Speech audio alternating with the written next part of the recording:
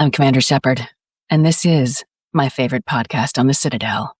Don't tell the other podcasts. I should go. Previously on X-Men. I was trying so hard to listen more to your playlist, but all I did was keep listening to our two selections. The one that you all but basically made me pick, and I'm glad you did. Yeah. And then the one you picked, which I had the song stuck in my head all that week when you did that, and I'm like, you are some sort of mind-reading creature from another planet, and I appreciate you and I love you, but you're doing a thing, and I feel like my brain's being scanned, because I'm like, what are the odds you'd pick that particular song? And what's funny is I had 4 different Tiki and Sarah songs in that spot, and then I eventually switched it to that one. I know, but I'm glad you made me pick mine, because it really is my favorite song off that album. And that album came out in the summertime. Yeah, so it worked. So I was like, thank you. Yeah. But I hated you because the choice I was going to pick would have probably been, I'm jumping ahead, but it would have been a lot different. But for what I was going for with this one, it made sense. Because then it's like the kids are just hanging out, and all of a sudden they just hear this very burly black dude just start breaking out the song. Like washing dishes, when you think nothing could be further from the truth. When you're sure nothing could be further from the cold, hard truth. Don't mind me. I'm just dancing over here. Slow it down. You have a tendency to rush back into your past. I'm like, I feel that shit in my soul. I was going to say, I think if our podcast had a thesis statement, it's that song lyric. God damn it. I might have to find a way to work that in now. You kneel to condition all the feelings that you feel. Sorry, I'm done. I've got a red belt around my mind.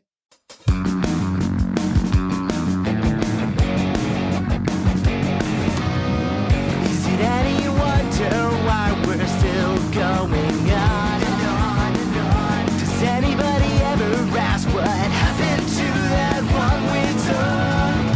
And if we get older, well, you know that's just fine. I could be 100 and I'll still be talking like a teen. Hi, you're listening to Talking Like a Teen, the podcast where we have a tendency to rush back into our past. Do, do, do, do, do, do, do, do. I don't know if I'm going to use that or not, but whatever. Anyway, I'm Adrian. Whatever. And I'm Ashley. So this is, well, no. What I is did it this? right. Last time we recorded. Yeah, God damn it. I'm so glad I edit this, because this is now I'm all fucked up. Sorry. It's not your fault. I'm just a trash human being. It's all that Nope. Dunkin' I drank, I guess. Starbucks. See, No, Starbucks is trash. It's fine. Support your local coffee shop. my local coffee shop is honestly this one gas station convenience store that actually makes really good coffee. But I mean, There I you know it's go. not local, but it's local enough. The problem with my local coffee shop is that it's 25 minutes away. Because of where I live, the local coffee shop is the Starbucks or the Dunkin'. So to find a little mom and pop coffee shop, I have to go either to the beach or downtown. And I don't really live super close to either of those places. Well, what you could do is get half a cup of both and mix it and see what happens. I don't know if that much booziness and that much trash can be mixed together without some sort of explosion. To settle the war once and for all, they're just gonna have to merge, not permanently, but a joint venture thing, where the drink is a mix of both of their coffees, and just figure out what happens to people as a result. I do not volunteer as tribute. That sounds like a recipe for making you vomit. And so was there's my playlist for last week, but we got through it. Aw, I had fun with it. I know you did. I just had to poke fun at myself, but yeah. Last time we recorded, we had this fun experiment where we covered an entire decade's worth of summer music, 5 years apiece. Last time I covered 2001 to 2005, and you did 2006 to 2010. So we figured, we had a lot of fun doing that, so we switched our 5-year brackets. So now this time, Ashley will be doing 2001 to 5. I'll be doing 6 to 10. I don't know if this was an issue for you, because, I mean, most of last week was me losing my shit about all the songs that I didn't choose versus the ones I did, and kind of had a mild breakdown during the recording, trying to, like, rationalize my awkward choices. Okay, that's true. So this time, I had a lot more fun. Like, I really enjoyed the process more, and I had, like, some clear ideas as to what I wanted to do with it. Though the first incarnation was considerably different in terms of style of music. So I don't know if you had any issues or challenges or the opposite effect with your new list. I didn't struggle as hard with this list. 2003 was the year that you struggled with, and you ended up doubling up that year. I did not, but I had the same struggle with 2003, where I had like 6 different songs in that spot at one point or another. I'm starting to wonder if 2003, like if you really thought about it, maybe more so than 2004, I would argue that 03 might really be one of the peak years of scene shit in general. I think that's when like emo hit its stride. And I think that's when the first round of like scene bands kind of started being a thing. Right. And like Drive-Thru Records and some of those record labels that become huge later on are starting to release the first albums from some of those bands that go on to make those record labels. Yeah, because Drive-Thru had been a thing before that, but it really was that year, I think, where it really just catapulted them and put them on like this, I don't want to say pedestal because that has like this weird connotation, but it definitely was like a thing. For sure. Between Drive-Thru, Fueled by Ramen's a little bit later on, right? Fueled by Ramen was a thing then, because I think they started back in the 90s. But the iteration of Fueled by Ramen that was the most successful kind of hits its stride later, like 05, 06. Right. And then you have like, what are some other ones? Victory Records was like 03, 04, Ferret, for more of your angsty shit from my end. But yeah, this is really like the era of scene labels just really taking hold of this music and just kind of dominating that space. And I'm here for it. Abso-fucking-lutely. Oh, that was not a complaint. Like, I am totally all about that, and fight me. That's honestly, that should be the slogan of the show. Fight me. We have takes. Fight us about them. And those takes are possibly wrong, but you know what? That's why you listen to us. Because the point is, we want to give you so many weird takes that it'll just drive all the traffic to our Twitter, which is at TLAT Podcast, and our Instagram, which is also TLAT Podcast, where you can then, after listening to our show on Apple Podcasts, Stitcher, and Spotify, be like, hey, your takes are wrong. And then we'll say, thank you for listening, and please listen again for more bad takes. That was beautiful. I loved that so much. I'm like, we work hard so you don't have to. You get to just absorb it on your commutes and at your workstation or at home. And you do that thing that I do where you yell at your listening device being like, that's not how that works. And then we hope that at that point you get so riled up that you have to like message one of us about it.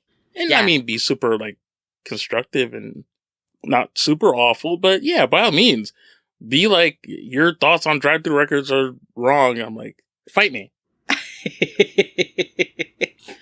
So I kinda cheated on my playlist, Adrian, in that it was supposed to be 2001 through 2005, but there was no way in hell that I was going to submit a playlist without Nelly on it. So I cheated and made it 2000 to 2005. What the fuck? I thought something was wrong because I saw your first track and I'm like, I remember the song. This really takes me back. I'm really enjoying this. But then I'm like, something doesn't seem right here. And I didn't know what it was until you just said that. Now I feel like low-key betrayed, but I already enjoyed the experience. So I can't retroactively yell at you for it. Like, you know what you did? You did your dirt. You're fully aware of what you did, and you know what? I applaud it. I followed the rules, except for with the bonus song, I was like, no, this playlist needs Nelly on it. It's fine. When did Nellyville come out? Was that 2002? Nellyville was 2002, but I didn't want a song from Nellyville. I wanted a song from Country Grammar. All right, easy there, Veruca Salt. Nellyville's great. Do not get it twisted. But Country Grammar is still my favorite Nelly album.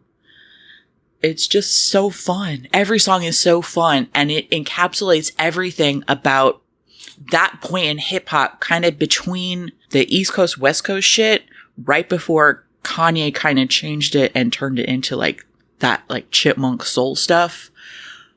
That point in which like Midwestern hip hop was it, and it was awesome. Yeah, even like my mom listened to Country Grammar.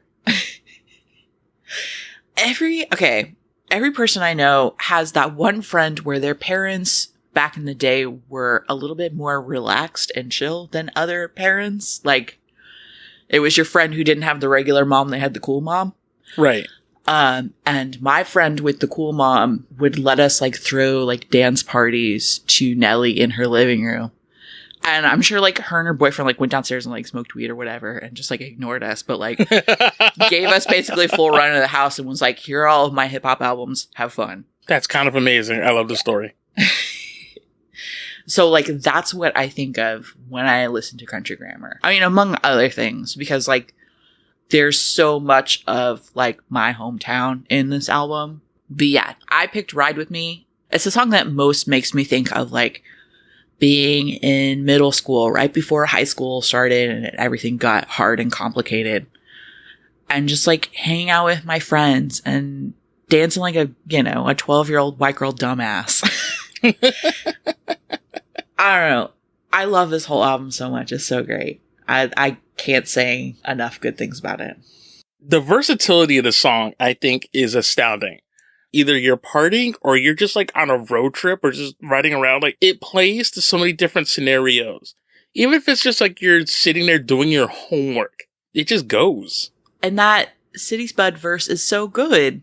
And I honestly forgot that City Spud was a thing. And even saying that out loud didn't feel right because I'm like, was that who was on this track? But like, Yeah. okay, no disrespect. I'm just saying is I don't remember that being his name, but it's such a great guest verse. I don't know anything else that he has done, so I can't really speak to the rest of his work. His verse is really good on this song. It might actually be better than most of Nelly's verses on this song. This is the one that's going to get like the parents into this. Yeah. Unless you're really paying attention, you're just listening to the edited version of the chorus being like, okay, this is cool. I can like rock this. And Right. I could be like buying Q-tips at a CVS and kind of bounce into this. I mean, it's about smoking pot in a car. Like, that's fine. I mean, we just got finished listening to like, Sean Colvin's like, okay, Sonny came home and then they're going to smoke an L. Oh my gosh. That Sean Colvin song fucking rules, by the way. That song is the Mad Notes. Again, fight me. Man, that's some white lady angry jams right there. Shit.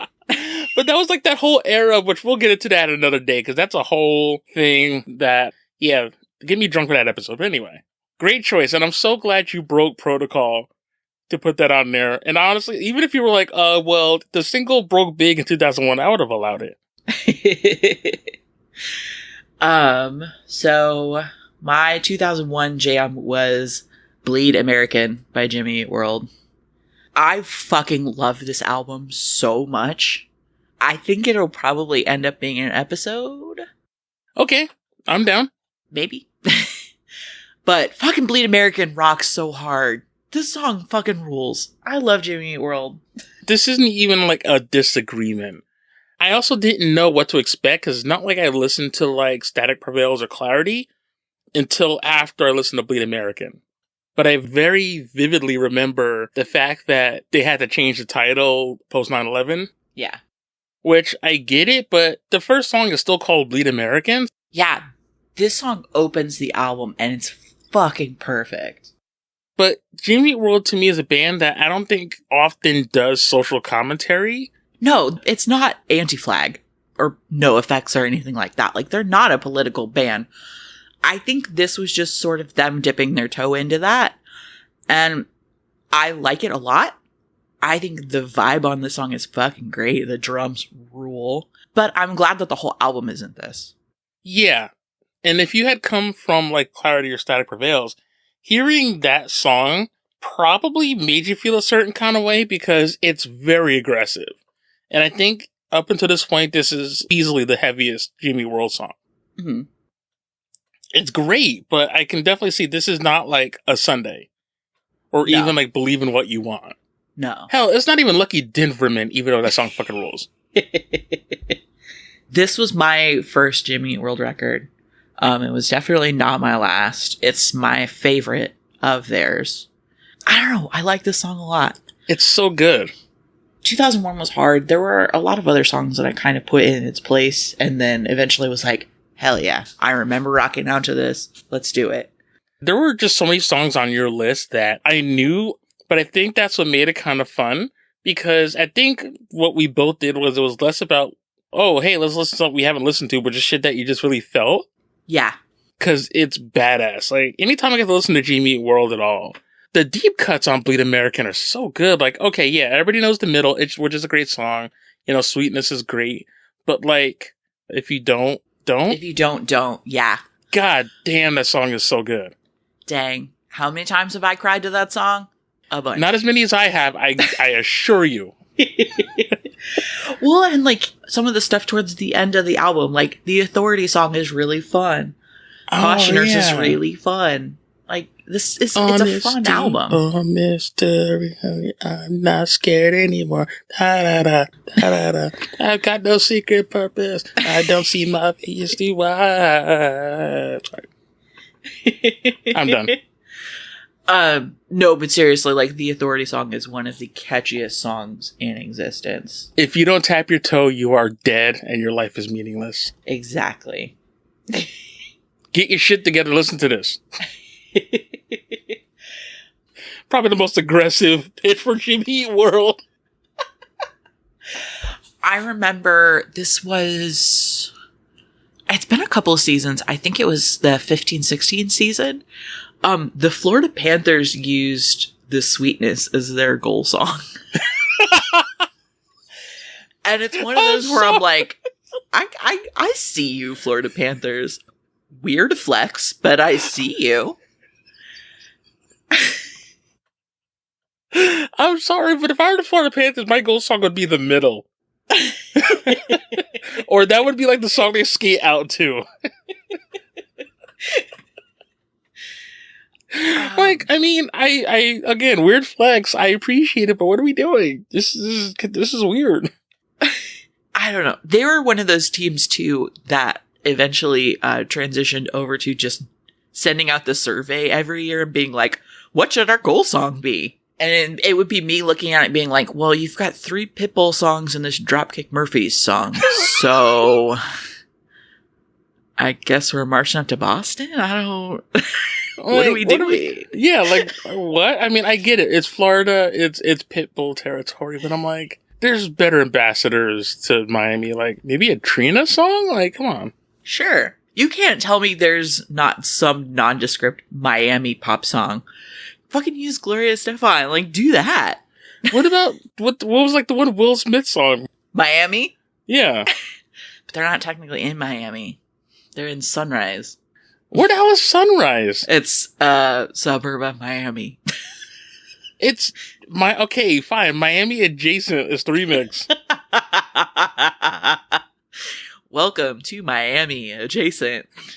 Enviado a Miami adjacent. Will, it's not. It's not working. We got to try something else. Like, but you know, we got to talk to the suburbs, man. Can we And just... producers just don't understand. I appreciated that reference. Thank you. So I kind of cheated on the next song too, in that I think the version that I used didn't technically come out until 2003, but the song came out in 2002 because I used the acoustic version of Best of Me by The Starting Line. Which is so much better. I love it so much. Why were they not just an acoustic band like full time? Because I think they had a few acoustic renditions of songs that were really good. And this is Really definitely like one of the best. This is the best. I have like dumb high school crush feelings associated with this song. That's funny because I had weird high school crush feelings to A Good Night's Sleep. Aww. Man, the starting line, shit. And it's like, I talk so much shit about the starting line, but they were there for me. It was not cinematography. The album after that one, or was that the last one? I think there was one after that, but I don't remember what it was. It was trash. I remember that. Direction? Maybe that was it. Which apparently came out in 2007? I don't remember this. And then Based on a True Story. Yes, that's what I'm thinking of. Based on a True Story was fine, but it was the album after that one that I hated a lot. To say that they had like one solid album, that's fine. Most bands don't get that far. Yeah. And Based on a True Story is a weird album if you're expecting something else. Yeah, that's like the perfect assessment of that. Yeah, like if you're expecting like 2000, 2001, 2002 starting line, like you will be very disappointed. But it's not a bad album. There were a few scene bands that some were able to transition into a different sound, but I think a lot of them just weren't. It was 2002 to 2005. Like, they didn't need to really transition out of Say It Like You Mean It. I mean, like, artistic integrity, blah, blah, blah, blah, blah. But as far as, like, keeping up with the current scene, like, emo was still there. Was still prominent. I don't know. Say It Like You Mean It is really good, though. It is fantastic. The starting line. No, I'm sorry. No, it's fine. You sounded so sad saying that. Did you ever see them live? Never. They were not great. That was another thing that ended up being really disappointing. I saw them like 3 or 4 times, and every time I saw them, they weren't overwhelmingly enjoyable. That's disappointing. But a band who is amazing live is my dudes, Less Than Jake.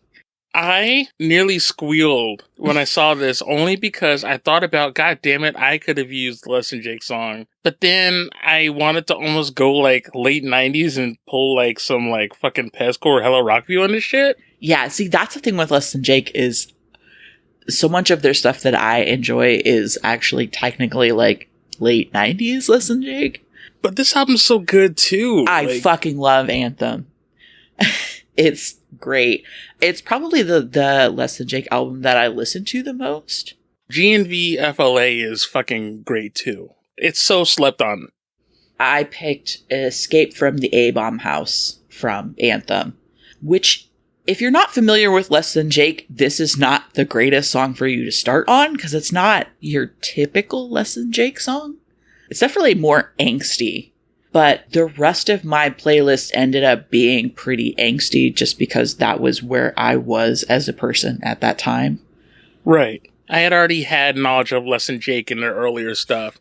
And especially given like the late 90s, early 2000s, a lot of kids I hung out with, you know, heavily ska influence. Yeah. So when this came out, like, it's weird that Less Than Jake existed before this. So by the time they made the transition into this era, you know, I thought it was cool because they definitely went more towards like a rock, more punk sound. And yes, maybe the horns were dialed down, but they worked them in so seamlessly. And I think in a lot of ways, this album's so good because they were able to talk about like some fairly real shit for Less Than Jake.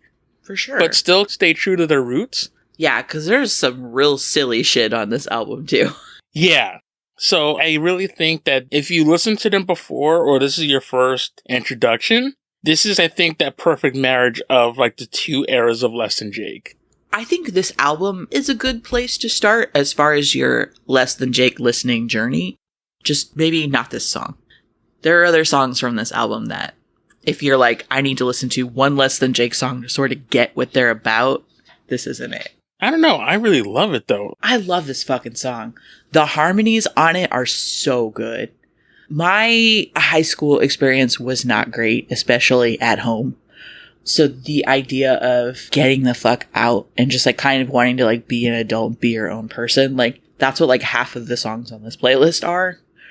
Because that was a message that I felt in my fucking soul. Yeah, and this album, like, it definitely had that entire vibe to it, which Yeah. a lot of bands were talking about that kind of stuff, but from Less Than Jake, and I think at this point, being something of veterans in the scene, it was approached with a little bit more, I guess, maturity and nuance, and I think a lot of people gave them credit for. They were really trying to, like, give this, like, some real weight.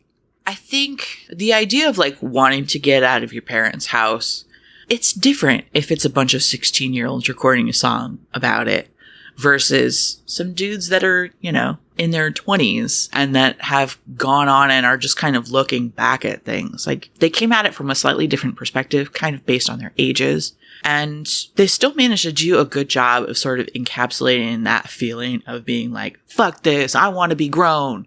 I don't know. I really like it a lot. Don't feel bad about it because is this the catchiest song? No, but if I had to pick a track from this album, or at least a series of tracks, maybe at least 3, that would best encapsulate why you would like maybe sell someone on this, that would definitely be one of my picks. Man, there's just so many good songs on this album. That's what I call it, a union? Plastic Cup Politics fucking rules. The cover of Surrender is really good. Welcome to the New South is amazing. It's a great way to start an album. I remember in high school, I came to school in a Less Than Jake t-shirt, and a girl that I kind of knew, but I didn't know her super well at the time, cornered me and she's like, how the fuck did you find out about Less Than Jake? Like, you know, I had a cool friend. They were on a playlist, whatever. I listened to them. I liked them. I bought a shirt. And she just like being very like gatekeepery about it. Ugh. And it's just one of those things that sort of annoys me. And I still think about it to this day, where I'm just like, be excited that you found another person that likes your weird ska band. Don't be a jackass about it. Yeah, seriously, Coheed fans. I'm sorry, what? Whatever. So, 2004. I don't know if you know this, Adrian, but there's this band called Tegan and Sara. Tegan and Sara, wait, that sounds familiar. I've heard of them. They put out this album that a lot of people liked called So Jealous that year. Really? How come I've never heard of it then? Like, I'm not here to, like, the fucking pulse or whatever. There's parts of my body that are on the pulse. I almost put the matches here. No, that was 2003. 2003, I almost put the matches there. I had a Flogging Molly song there for a little bit. I had a Modest Mouse song there. Wait, hold on. Which Modest Mouse song? I don't know. It might have been The World at Large because I kind of fucked really hard with that song. Good News is one of those albums where I know Modest Mouse fans don't like it as much because like poppy and shit, but like it's got some really great stuff on it. I think those Modest Mouse fans that bad, like, I don't think they really gave it a listen. Because I really feel like what happened was they heard Float On and just didn't listen to the rest of that album. Good News for People Who Love Bad News is just as dark as any other Modest Mouse album, at least before, Isaac got sober. Yeah. But it's just, you know what it is to me? It's like the best concept album that doesn't exist. And now, it's time for another edition of the winded, nostalgia-filled ramblings of Adrian King in the segment we like to call Storytime. Here is your host, Adrian King. The World at Large, it's like, things suck, but you know what? I'm going to give this shit a shot. I'm going to hopefully try to figure out what life is all about, and, hopefully things are going to go well. Then you get to, like, Float On, where it's like, hey, shit's great. But then Ocean Breathe Salty and, like, Dig Your Grave, it starts off with, like, this weird air of positivity, but then shit just keeps getting worse. And worse and worse. And worse and worse. So by the time you get to, like, Bukowski, where it's just like, fuck this shit. Oh my god, Bukowski is probably my favorite song on this album. Did we just become best friends? I think we just became best friends. This has been another edition of the winded, nostalgia-filled ramblings of Adrian King in a segment we like to call Storytime. We'll see you next time.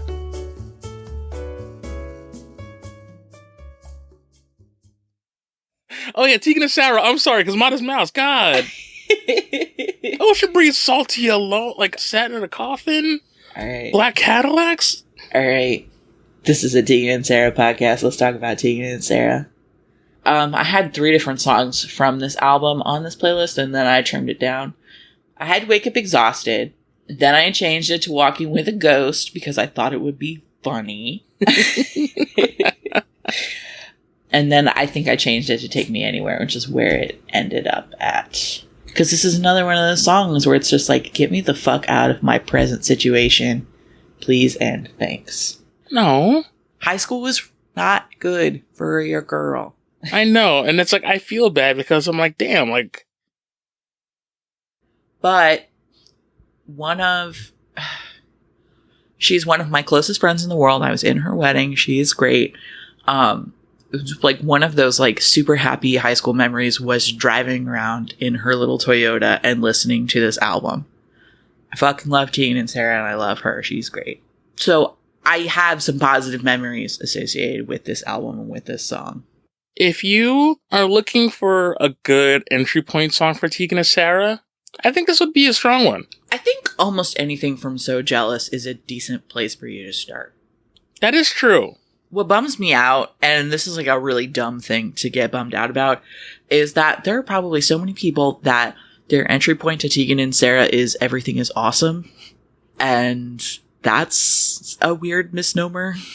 And that is cool on their part. I mean, that song, didn't it like freaking get nominated for an Oscar and shit? Yeah, it's great. It's just like, I don't think it's a very accurate representation of what Tegan and Sara is about. Yeah, you're right. It's a great song, but if you listen to that, what's your next step? Lonely Island. Oh, I almost put a Lonely Island song on this too, and I'm so bummed out that I didn't do it. And I threw it on the ground. And then I closed it out with another band that we've talked about, Garbage. Not enough, honestly. No. Bleed Like Me. Holy shit, this album is so good. Listen to it. We need to talk about Bleed Like Me because I really haven't visited this one in a very long time. I fucked with this album so hard in 2005. Holy shit. And 2005 was the year that we went and I got to meet Shirley because they were touring for this album. Oh, so the story with you almost dropping your friend's camera, that was for this tour? That was for this tour. Oh, son of a bitch, that's awesome. Yeah. I chose to finish out my playlist, Metal Heart, which again is sort of a weird choice as far as representing this album, but it was definitely a song that I felt in my emo little bones. Shit turned around for me in 2006 because I went off to college. Yay. And was like, oh, hey, there's beer here. This makes it fun. But this is still, and this is why I love your playlist, because I almost forgot how much Bleed Like Me era was so badass. Yeah. She kicks so much ass on this album. You've got a lot of that same, like, beautiful garbage, like, I don't give a fuck kind of shit. But she's back to sort of writing lyrics that are very specific to her situation and just, like, processing her own sort of shit again. And I'm here for it. I love it so much. Yeah. This album rules. It's heavy, but Yes. it's not oppressively so. There's some catchy ass shit on this album, though. Like, the first, like, 3 or 4 tracks of this album are just fucking bangers that you can listen to it as deep or as sort of surface level as you want to. They just bop.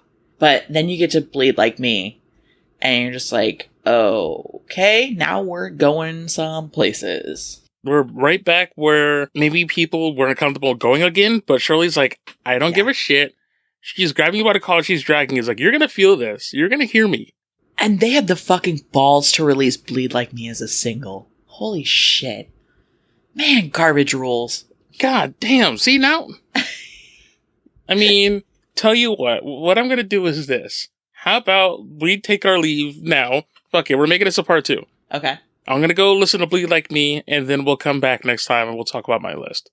Okay. Bye. Bye.